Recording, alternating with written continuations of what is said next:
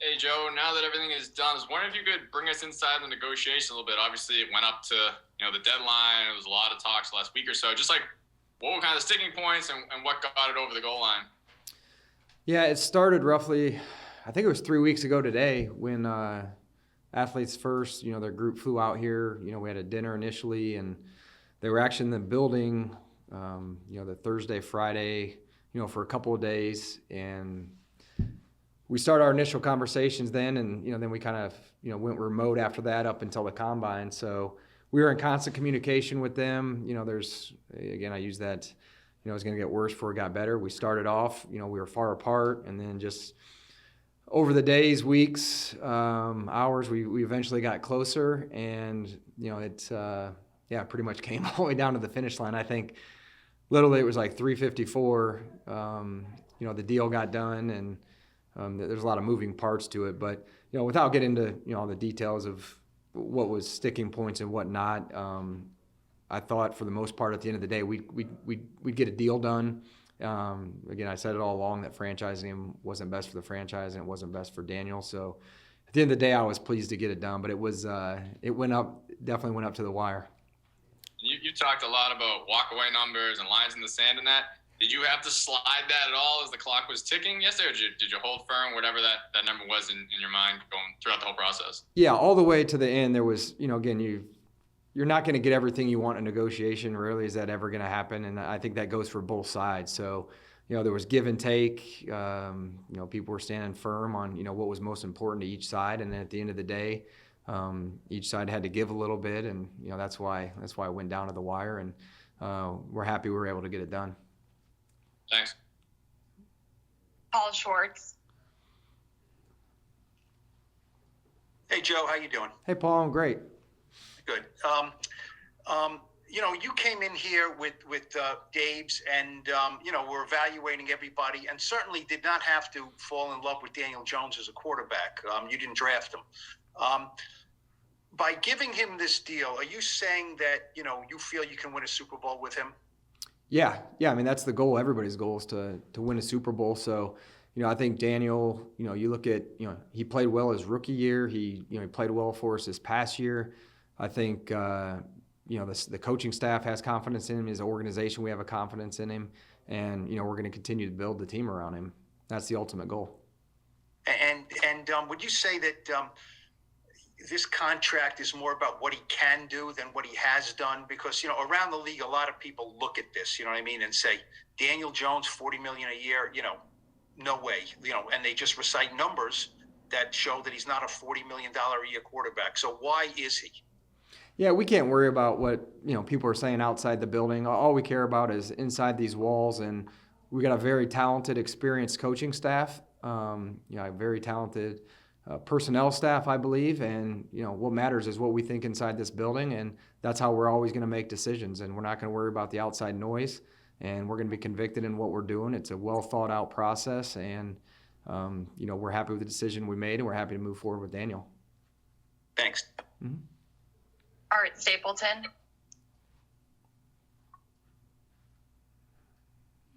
Hey, Joe. What's going on? Hey, Art. How you doing? Good. Two things, actually. One, did you put any pressure on yourself as the process moved along? The idea of you knew what you wanted to accomplish, you knew what you didn't want to happen. As it started getting closer, did you kind of have to dig in and maybe learn a little bit about yourself in this negotiation as far as, how to handle it, how to deal with the emotions? We had just asked Daniel whether that was on the other side of the table or not. I'm just curious from your perspective, what did you come away with down the stretch of this negotiation? Yeah, I think the quarterback deals are always going to be I talked to a couple general managers at the combine, and the quarterback deals are the difficult ones. And we just went. I went through one a few years ago with Josh and learned a lot from how Brandon handled the situation, and also just dealing with Kevin Abrams did a great job. Ed Triggs, Charles Tisch, Max Curran, Ty Sear, Sam. They all did a great job, whether it was stats in terms of where we were going with our incentives, contract structure, whatever it was, the negotiating part. They all did an amazing job. So last year we didn't have a lot of money, so this is kind of my first time going through a major deal with, the team and the negotiating team that's here, and they did a phenomenal job. So there was some learning there back and forth. Again, I know I'm stubborn. I know I like to dig in. So some of that came out, probably different sides of me that those guys haven't seen. But my experience I had in Buffalo was I leaned on some of that, and then again, it was a deal that we wanted to get done, and you got to be willing to be flexible in these deals. And that's how we eventually got it done, just being flexible and doing what's best for the franchise. And that's where I was at peace with whichever way we went with it at the end. And whether it was franchise or getting the deal done, but ultimately my job is to do what's best for the franchise and keep that in mind. And I think where we landed was best for both parties. Just one other quick thing. I had gotten this question a lot as the deadline approached yesterday. Did you guys have kind of a drop dead time where you said, you know what, we can't be messing around knowing that, Wi-Fi goes down and the tag doesn't go into the league office. We had that fax issue years ago with Dumerville. That came up. Like one of our guys was saying, I don't trust the Wi-Fi and we got to get this in. So yeah, that was real. Like we tried to, propose like, hey, noon deadline, like let's agree to something by noon. And then that way we don't have to scramble at the end. And that didn't happen. So we, went all the way to the deadline, and, we were scrambling, we were prepared. We had several emails prepared, depending which way everything went. And, fortunately, I think the, best case scenario came to fruition. Thanks, Joe. Yeah, thank you, Art. Connor Hughes. Yeah, Joe, obviously with you guys extending Daniel, you were able to franchise tag Saquon. So I was just wondering where things stand right now with him. Are you guys still negotiating? How are those negotiations going? And is there hope that you might be able to get something long-term done with him as well before the new league year begins? Yeah, I'm going to talk to Saquon today. I talked to him yesterday before, we put the franchise tag on him. So again, we've had deals out, whether it's the bye week or recently, and we're going to continue to negotiate. We love Saquon. He's a good teammate. He's a captain. He's a hell of a player. So, right now he's under the franchise tag. And, as we build the team and, continue with our offseason plan, we'll do what's best for the team. And, we're still mapping that out. Charlotte Carroll. Hey, Joe. How's it going? Great. How are you, Charlotte? Good. Daniel said that he was in the building yesterday when the deal went down. I was wondering if you were able to kind of talk with him after, what those conversations were like, and now that it's finally settled, what that was like to kind of see him in that atmosphere, in that environment. Yeah, I think it was a big relief for everybody. I mean, it was stressful enough over the 3 weeks as you're going through the process, but then, with the time crunch at the end, was just added stress on top of it, all the way up to the deadline. So I think there was a sense of relief on all parties, afterwards, gave some big hugs and then ran off to do the other things that we needed to do before 4:00. So, again, he was here late last night to sign the deal. And, again, I think there was just a lot of relief, on both sides. Tom Canavan. Hey, Joe, how you doing? I'm doing good, Tom. How are you? Very good. For the fans, I mean, you can sit around and you can say the Giants went into free agency with $48 million or whatever the number is in cap space. And for the average guy, that you're going to think, well, Daniel's getting 40, Saquon's getting 10. Do you have anything for anybody else? Can you explain to them how there's money available for other people? Yeah, with the salary cap and the signing bonus, like, again, where we were, the way we did Daniel's deal with the signing bonus, that spreads out over 4 years, and then his P5 is 9.5 this year, and then the proration of the signing bonus, which I think was 36. So, that's where we have money there. It's, everybody looks at the 40 number, but that frees up some money. And then, we'll see what happens with Saquon. The franchise number is just over 10. If you extend him and there's a signing bonus involved, you could free up more cap space. There's other people, Dexter Lawrence is a guy. We've started talking with his representatives. He's on the 5th-year option. You could lower that number with a signing bonus. So the signing bonus allows you to spread the money over the length of the contract up to 5 years, and that's how you're able to lower the yearly amount that counts against the cap. And it leaves you money for everybody else. Yes. Thank you. Patty Trina. Hi, Joe. How are you? I'm great. How are you?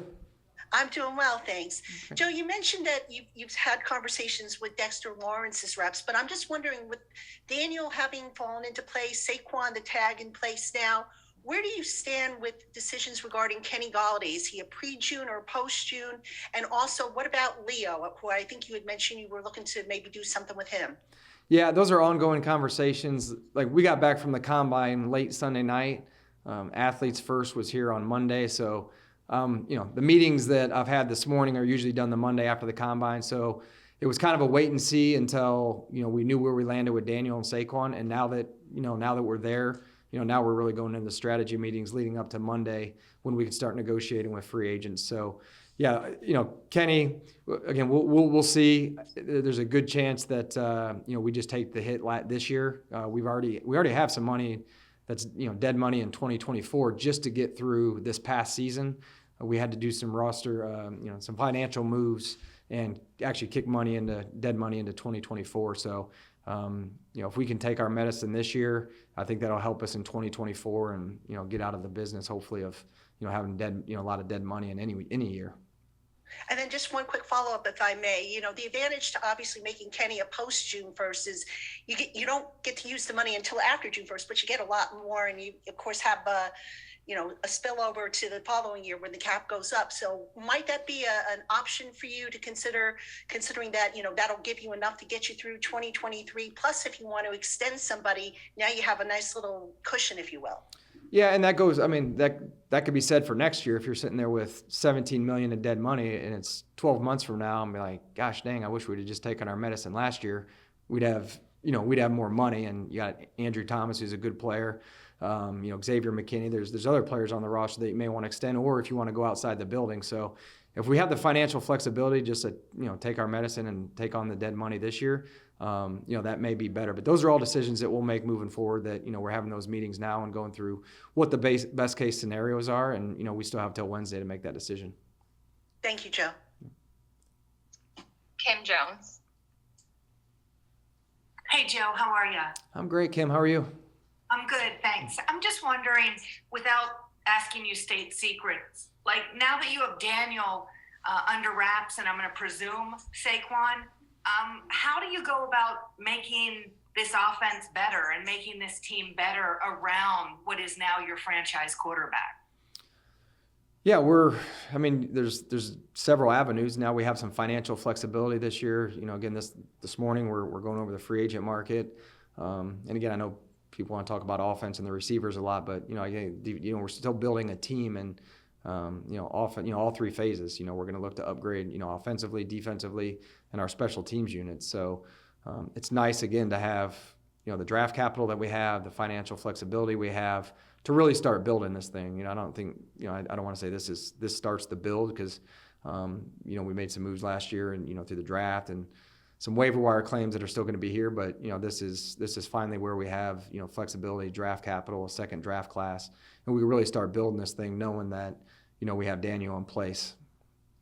You inherited somewhat of a mess last season. Is there a way that you would be able to explain to us how much better you feel about the organization right now and its flexibility in some respects? Yeah, I'll give you a good example. We were just talking about a player. I won't name the position or anything. And he's like, yeah, we're guessing his market might be 2.5. And I'm like, we can afford that. Like it's only 2.5. Like, we can actually afford it. We're not shopping for minimum players anymore. So even players like that can be really good depth players will make us that much better. So yeah, just having the flexibility now to, be creative, go get players, it's maybe a little bit higher value, but, also being able to sign, whether it's tier 3 players, 2, 1, however you do it, just we can map it out, and there's players that we can go procure now that maybe we weren't in the past. So this offseason, a little bit, I still believe in building through the draft, and we can sign guys in free agency to help the roster. But I still think with Daniel and Dexter coming down the road and some of the other players, like, you're still going to need to build through the draft, because I think there's going to be some players that are making good money on our roster, so it's still going to be important. Last last one real quick. Did you hear from anyone in Buffalo kind of congratulating you? You went through that with Josh, obviously, and now you have your own situation. Yeah. I had a lot of those, and then, talking with Brandon, I talked to him last night, just, again, I watched him a lot go through this, but until you actually go through it, you don't realize, the stress, the pressure, the back and forth, and, the sleepless nights, and, how much it weighs on you. So, I told him I totally understand now those mornings when he came in and he looked like hell because he wasn't sleeping, and, I knew exactly where he was. Thank you, Joe. Mm-hmm. Pat Leonard. Hey, Joe, wondering, in the 11th hour when you said both sides had to stand for what they wanted most and then concede some things. As Daniel ends up getting $40 million, getting his guaranteed money, what do you feel like the team got in concessions that were important to you guys at the end of the day? Yeah, I don't want to get into the details of it, but I mean, we came to a spot where what was important to them and what was important to us, we came to an agreement. They got what they wanted, we got what we wanted, and there were some concessions on other things that maybe weren't as big of a priority. So we hashed that out all the way up to the end. And again, I think where they gave and we gave, and I really do the best deals are won when both parties are happy at the end. And I think that's the landing spot we came to. And Julian Love looks like a guy who you now have to turn your attention to, wondering if you have any optimism that will get done, or if you feel like there's still a gap there with about a week to play with here. Yeah, that's a good question, Pat. And we're gonna reach out to our UFAs today. We've been, again, Kevin Abrams did an amazing job. Ed Triggs, those guys did awesome. So Charles Tisch, we're gonna start reaching out to the agents today. Kind of see where they are, where we are, and again, see if we can get something done before Wednesday when the new league year starts. So we'll be in constant communication with those guys over the next few days. One last one. Was how involved or not involved was John Mara in this deal actually happening at the end, getting done? How involved was he in the process? Yeah, no, John Mara, Chris Mara, Steve Tisch, they were, I got a text chain with them. I called them, I've talked to them. I kept them abreast since the beginning of the process. We started 3 weeks ago. So phone calls or text chains, just keeping them abreast on what was going on. Thanks. Yep. We'll take 3 more. Jordan Renan. Hey, Joe. What's going on, man? Hey, Jordan. How you doing? I'm good. I'm curious, how much time do you guys think that you and their side put in the last, I don't know, two or 3 days? I know they came out here Monday. Did you guys pull an all-nighter that night? How long were you working on it? And were there points where you guys separated and were like, man, I'm not sure we're getting there? Yeah, we were here late Monday night. Yeah, we were here late Monday night, back in early Tuesday morning. So yeah, I mean, it was on our mind for the last 72 hours. I would say the last 3 weeks, because we've been in constant communication. But them being here physically, we met with them. 9 straight days up to the end. So in person, 9 straight days of meetings. So yeah, that's a lot of time, whether it was at the combine or when they were here. So a lot of time. Got a little dicey yesterday as it was getting close to 3:30, 3:40. There was part of me that we may not get to the finish line, and then again, the last 4 or 5 minutes we tied a bow on it, luckily. And then you said both sides kind of stood ground on what was important to them. I'm curious, what was important to you when you went into this deal? What did you want to get out of it, and a big picture? Yeah, I wanted to know we had our quarterback here, and it wasn't a franchise tag type deal. So to me that was a worst case scenario, putting the franchise tag on him.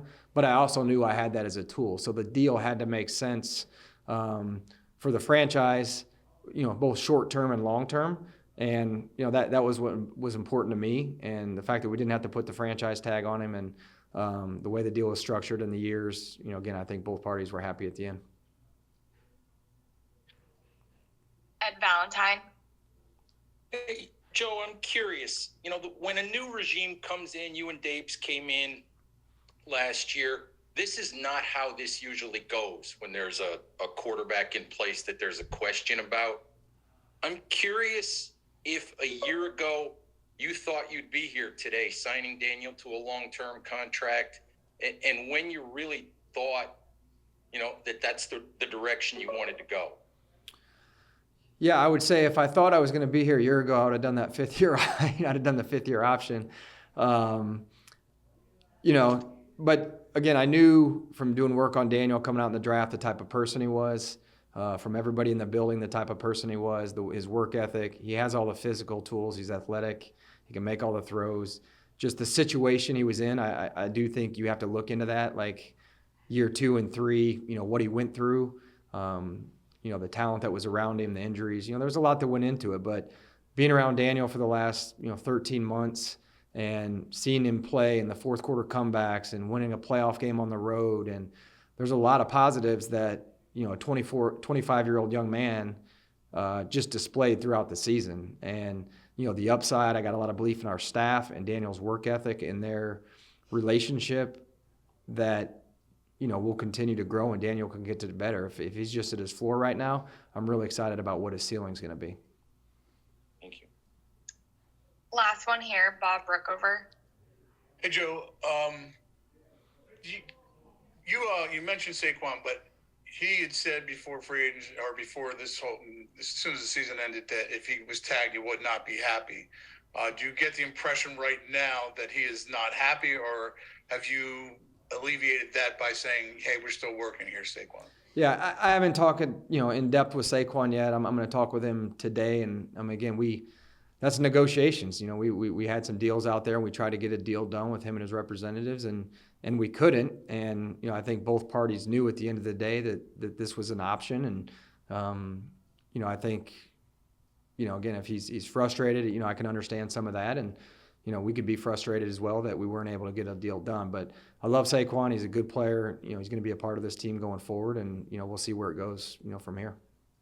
And the other question is, how much of an impact, now that you do have some money to go out and spend, how much of an impact do you think free agency, outside free agents, can have on improving your team this offseason? Yeah, certain positions I think are going to have a major impact, depending where we go and the price point.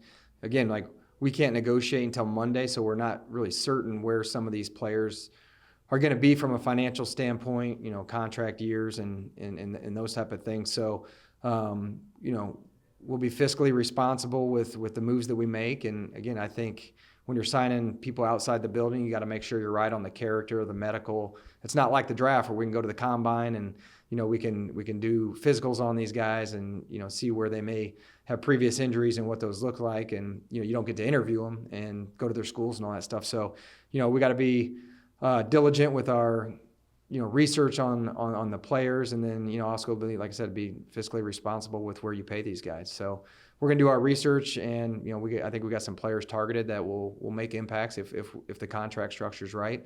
And again, if not, we have plan B, C, and D if we need to go there. And the one last thing, I'm just following up on Pat asking about Julian. You had said last week, some guys have been released. Let's see where the safety market is going. How do you feel about, without naming any names, this free agent safety market? Yeah, I think there's some depth there. I really do. So that's, again, it's not just when you're looking at the markets. You also I think you really need to look at the draft too. If it's let's say it's a deep safety market in free agency and there's some really good safeties in the draft, well, then sometimes that suppresses the market. So we'll take all that into account. If a player and their price gets out of hand, we also know what the landscape of the draft looks like, and there's different avenues you can acquire players, and we'll make sure that we're aware of all those.